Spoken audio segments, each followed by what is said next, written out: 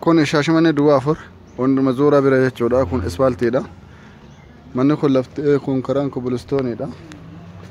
Kaarii 400. Ajaa'iba magaalaa.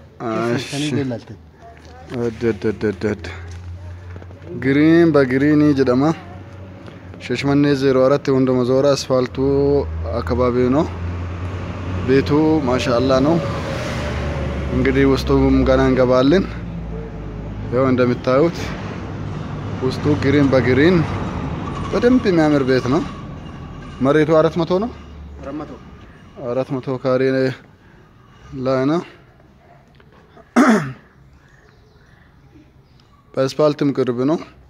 አስፋልት ትለ ከሉዳ ለፍተ ካሬ ዲባፉሪ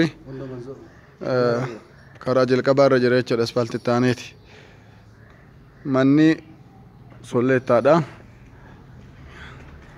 Yaa ilaahi bada birri boolla bu'eeti jedhu boolla si habuusan yoo jiraatte akkanuma nama mana jettiin.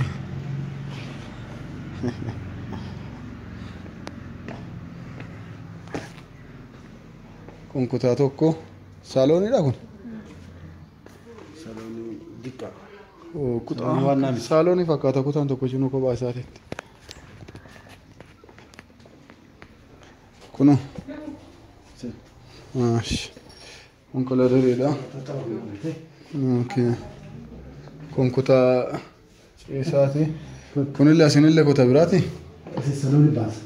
Kun kichiniidha. Kunillee kilaasii. Kunillee kutaa algaa lama qabateera. Kun kichiniidha. Kun saaloonii guddicha jechuudha. Asin firaansidooriidhaan kacufamee jirudha. Allah. الله الله ما شاء الله تبارك الله. أصير أنا اللي خبراتي كون اللي شاوري ده كون اللي منيتا الله الرامبو شاور بيت على الخوست وكوست دولا بخنا كيس عم بيه وانا تكيس عن جرا شاوري تجرا الجندار في اليونو إفا إفسامي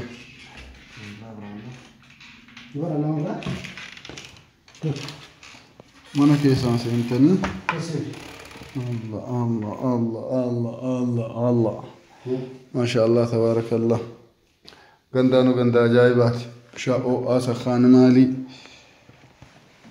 خن بشانانني ما شاء الله قدت ما شاء الله أصين كان إنسانني كان إنبين سكيس إنساني ما نسأله